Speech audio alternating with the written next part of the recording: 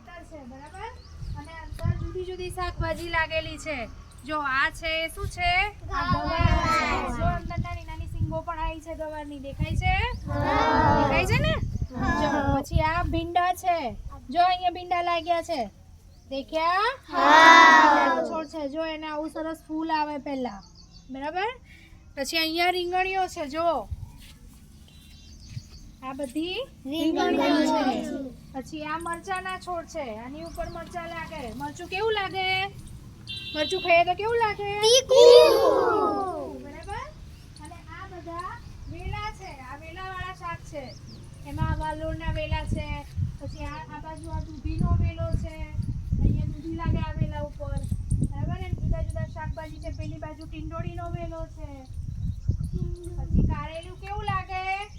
કારેલું વેલા પર લાગે કે છોડ પર વેલા